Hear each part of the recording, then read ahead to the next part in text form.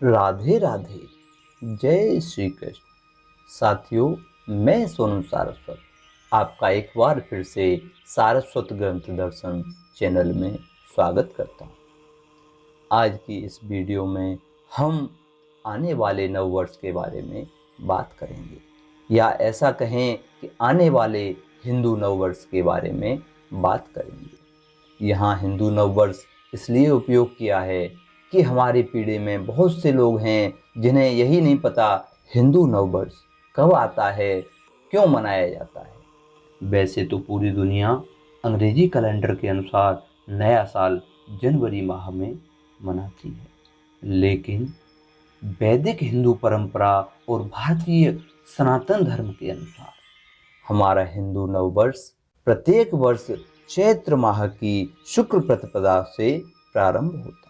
चैत्र शुक्ल प्रतिपदा तिथि को वर्ष प्रतिपदा, युगादि तथा गुड़ी पड़वा भी कहा जाता है। इसके अलावा इस तिथि पर चैत्र नवरात्र भी आरंभ होते हैं।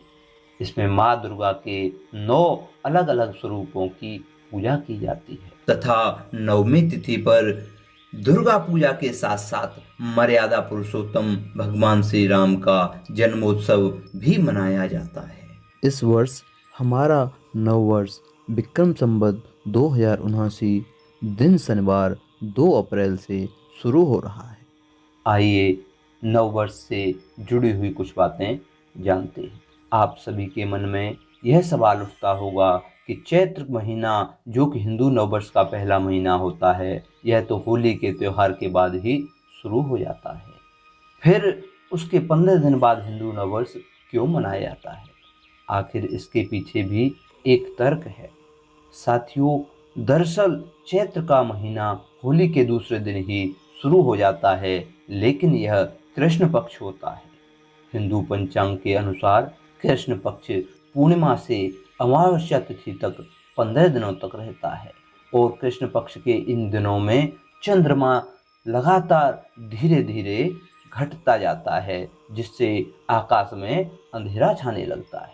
लेकिन हमारे सनातन धर्म का हमेशा आधार रहा है कि अंधेरे से उजाले की तरफ बढ़ना है, यानी तमसो माम ज्योतिर्गमय।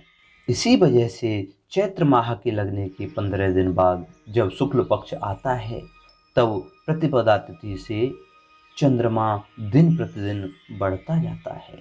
इसलिए हमारा हिंदू नववर्ष का शुभारंभ चैत्र माह की प्रतिपदा से प्रारंभ होता है।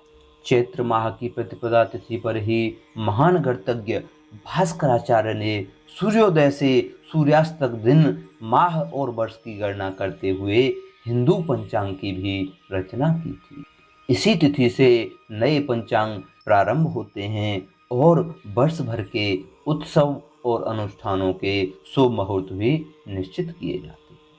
पौराणिक मान्यताओं के अनुसार इसी दिन से सृष्टि रचयिता ब्रह्मा जी ने सृष्टि निर्माण का संकल्प लेकर सृष्टि निर्माण आरंभ किया था। इसी वजह से चैत्र प्रतिपदा तिथि का इतना महत्व है। इसी के साथ एक मान्यता और है कि चैत्र शुक्ल प्रतिपदा तिथि पर भगवान राम ने वानर राज बाली का वध करके वहां की प्रजा को मुक्ति दिलाई थी, जिसकी खुशी में प्रजा ने घर घर में उत्सव मनाकर ध्वज फहराए थे। तो इस दिन हमारे यहाँ अपने घरों में केसरिया ध्वज फहराने की परंपरा भी है। लेकिन साथियों, ये हमारी भटकती युवा पीढ़ी हमारी भारतीय परंपरा को पीछे धकेलते हुए देश में पश्चिमी सभ्यता की ओर बढ़ रही है, जो कि प्रत्येक वर्ष जनवरी के माह में हैप्पी न्यू ईयर मनाती है। जहां हमारे नव वर्ष पर लोग मंदिरों में जाते हैं, तीर्थ स्थानों पर जाते हैं, पूजा पाठ करते हैं, पवित्र नदियों में स्नान करते हैं। यहाँ तक कि जो लोग वर्ष भर मांस, मदिरा आदि तामसी पदार्थों का सेवन करते हैं, वो भी हिंदू नववर्ष के दिन, चैत्र माह के नवरात्रों के दिन में तामसी पदार्थों से दूर रहते हैं और पूजा पाठ में लीन रहते हैं। लेकिन वहीं पश्चिमी सभ्यता में मनाए जाने वाले नववर्ष में हमारे भारतीय लोग मांस, मदिरा आदि तामसी पदार्थों का उपभोग करने में तल्लीन हो जाते हैं और हैप्पी न्यू ईयर मनाते हैं और ऐसा बहुत कुछ करते हैं जिससे हमारी संस्कृति को ठेस पहुंचती है। तो साथियों, हमें अपनी युवा पीढ़ी तक अपने नववर्ष को पहुंचाना चाहिए, उन्हें बताना चाहिए कि हमें नववर्ष कैसे मनाना है। तो अब आगे बताते हैं कि नववर्ष कैसे मनाते हैं। सर्वप्रथम आप जहाँ भी रहते हैं, जिस क्षेत्र में रहते हैं, उस क्षेत्र की परंपरा अनुसार नववर्ष का स्वागत करें। आप इस दिन को एक ऐसे नए शुभ संकल्प के रूप में मनाएं कि जिसका पालन आप वर्ष भर नियमित रूप से कर सकें। जैसे अपनी किसी बुरी आदत को छोड़ने का संकल्प लें तथा किसी अच्छी आदत के शुभारंभ का संकल्प लें। अतः मैं यहाँ कहना चाहता हूँ कि नववर्ष को कर्म कांड तक सीमित न रखकर इसे संकल्प दिन के रूप में मनाएं, क्योंकि ऐसा माना जाता है कि इसी दिन सृष्टि रचयिता श्री ब्रह्मा जी के संकल्प से सृष्टि का आरंभ हुआ था।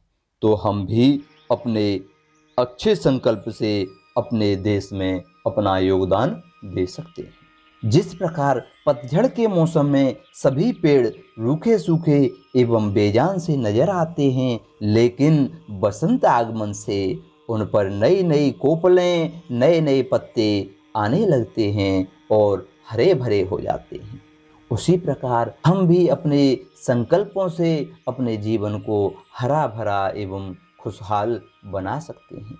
यही हमारे नववर्ष की सार्थकता होगी। आप सभी को आने वाले नववर्ष की बहुत बहुत शुभकामनाएं। राधे राधे। जय श्री